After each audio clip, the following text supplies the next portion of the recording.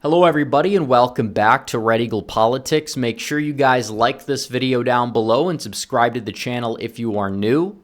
So, Kamala Harris last night officially became the presumptive nominee as she has received enough support from enough Democrat Party delegates to become the nominee. This was a report from the AP. Doesn't really seem like anybody's going to mount a challenge, and it seems like they're going to move forward with a virtual roll call to instill her as the nominee as soon as they possibly can, which likely is going to be happening in August, early August, that is, and possibly 8 days from now. And one would anticipate she's going to have to pick a VP by then, because usually when they nominate the presidential candidate, they're going to be nominating a vice presidential candidate. And she doesn't have a lot of time to vet a lot of these people. And there's been a lot of speculation over who she is going to select. And I kind of want to go through the shortlist, analyze it to see who she would pick, and would it even be able to move the needle for her depending on who she selected. We're going to be going through all of this here in today's video. And there's already a Wikipedia article talking about the vetting process and the nominees and the people that she's selected, and we'll list off some of these people and go through. Roy Cooper, governor of North Carolina; Mark Kelly, senator from Arizona; J.B. Pritzker, he denied getting materials. Doesn't really seem as if he's going to be on the short list. This was a report, but a lot of these people are likely on the short list. Josh Shapiro, governor of Pennsylvania, his name has come up a lot. And then you have Tim Walz, governor of Minnesota. But you have other people in the mix too. Governor Andy Beshear of Kentucky. A lot of people are mentioning Pete Buttigieg because he's very close with Kamala Harris, and apparently he's from Michigan now. He's apparently moved to Michigan. Really, his home state's Indiana. He's like no ties to Michigan anyways. But you look at this, there's other people on the list. Not a lot of women. Amy Klobuchar is listed. You have some other governors that likely probably don't end up being considered. Gretchen Whitmer's name has come up a lot. She has declined to be considered. Gavin Newsom as well, but he's from California, so it doesn't really seem as if they have the time for a residency swap, just yet anyways. You wouldn't want to forfeit 55 electoral votes in California. It's not like both of them are from like the same deep red state. They're from, the same deep blue state. So keep that in mind. But the question is, what does she want in a VP? She's not likable. She's going to want somebody that she feels like is going to move the needle, but the VP usually doesn't.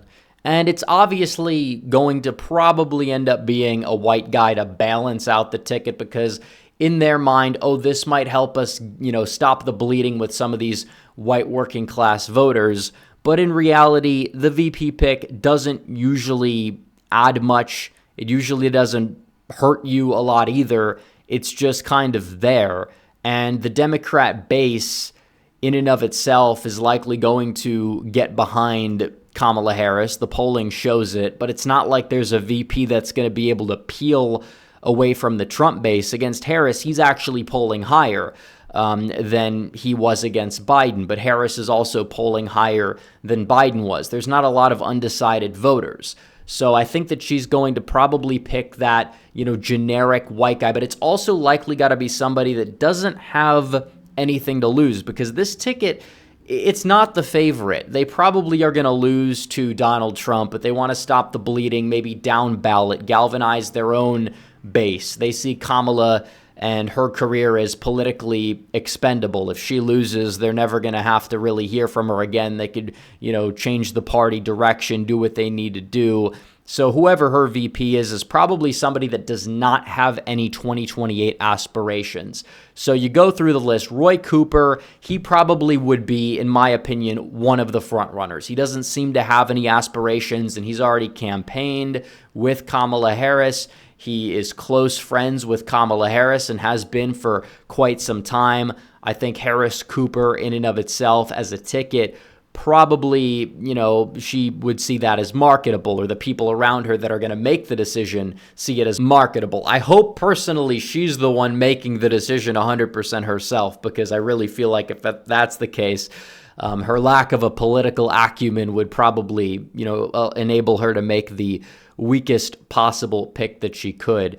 But you look at this Roy Cooper, he fits the bill. Mark Kelly, senator from Arizona, he's also somebody that, doesn't have a lot to lose. Technically would open up a Senate seat that would be in a swing state in, 2026 if Mark Kelly and Kamala Harris somehow miraculously, win this election. But if she loses, it's not like he really loses any political capital either. Somebody like Josh Shapiro that's talked about a lot, he's got those 2028 aspirations, and so do people like Gretchen Whitmer, Gavin Newsom, who have declined the nomination. Shapiro's name is still in the mix, but that possibly could lower his standing, because why do you want to jump on this sinking ship and lose popularity in your home state that you're probably not going to be able to single-handedly deliver to Harris anyways? Then you have Tim Walz of Minnesota. He's also on the list, not talked about a lot, but he doesn't have those future aspirations. Beshear might. A lot of people are saying Beshear might run in 2028. That possibly could hold him back. Pete Buttigieg, I don't really know if he has any aspirations, but if she picks him for the ticket, that would likely be a dream come true for Republicans. He pulled the worst out of any Democrat back in 2020.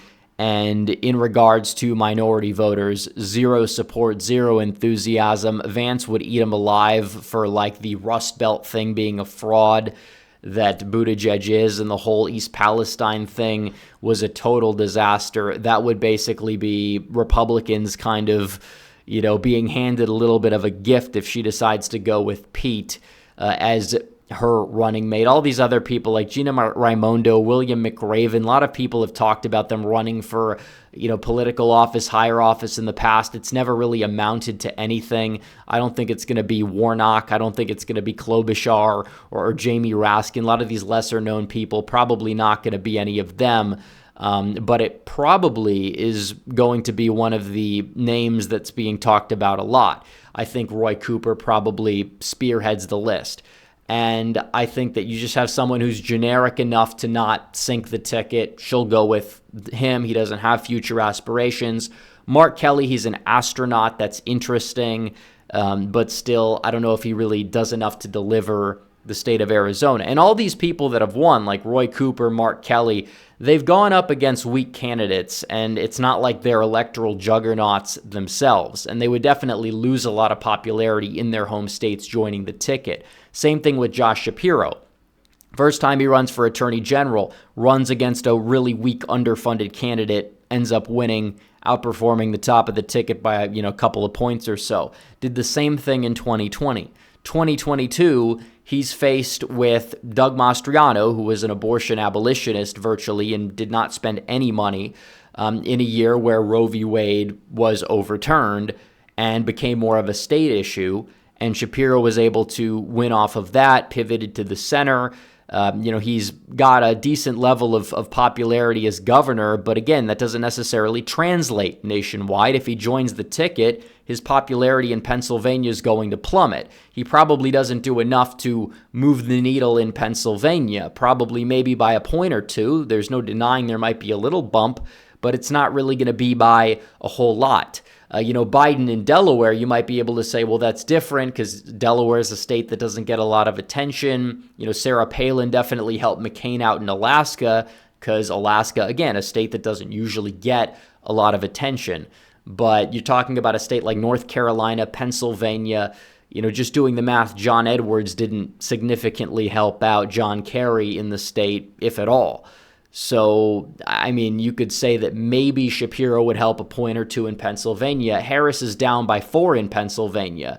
She has less appeal in the Rust Belt than current Biden has. I don't know if Shapiro's going to stop the bleeding. And then there's also the question from the far left and the Muslim votes that Shapiro, because he happens to be Jewish, they may not want him on the ticket as well. They're worried that him being on the ticket possibly could lose them some of those Muslim votes that Kamala might be able to gain back just by not being Biden and not exactly being as pro-Israel as Biden is. It's possible that that's in their line of thinking. The same reason why they didn't want to put out somebody like Pete Buttigieg, because they feared that he would possibly turn some voters away due to his sexuality. He was polling worse among black voters, worse among Hispanic voters, mainly those Democrat voting blocs. But regardless, when you look at the VP picks, I don't really see anybody who's able to deliver the victory or anybody we should be scared of.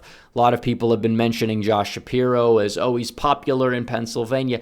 Still, I don't think that it guarantees Harris a win in Pennsylvania. The Democrat internal polls out of Pennsylvania show a Harris-Shapiro ticket as a virtual tie with a Trump-Vance ticket. And when you look at the recent polls about even some of these other people, if they were at the top of the ticket, there was a poll in Michigan that had Gretchen Whitmer up by 1 over Trump. And again, she's not being attacked. None of these people are being attacked. Trump is being attacked relentlessly. But Donald Trump in North Carolina would beat Roy Cooper by 4. He'd beat Mark Kelly in Arizona by 2 points as well. So this is a Democrat internal.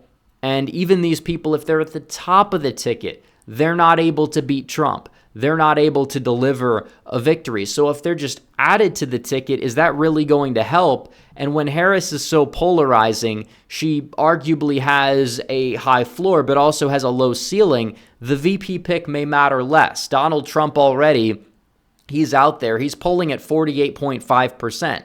With the higher third-party vote share in the mix, that might be enough to guarantee him a popular vote victory if he just ends up matching that total at the end of the day. And Republicans have really yet to unleash the ads against Harris. There's so much dirt. It's just abundance is the problem because there's so much to pick from. And we may be doing an expose on Kamala Harris either tomorrow or on Thursday right here on this channel, or at least give people a little bit of an introduction, because there's just so much material. It's not even stuff in her personal life necessarily, or her personality, or, just her unlikable demeanor. It's the policy as well that she's promoted, and a lot of it was during her 2020 campaign, but also her weak electoral history is really astounding. She got 46% of the vote in California the first time that she ran. California could only get 46% of the vote. She was saved because of the Libertarian Party and the Constitution Party eating into her Republican candidate's vote share. And yeah, it was 2010, but the Republicans at the top of the ticket for the governorship, they lost by like 15, and they were running really strong candidates too. Folks, I mean, seriously, Kamala Harris is not an electoral juggernaut. She's an electoral weakling.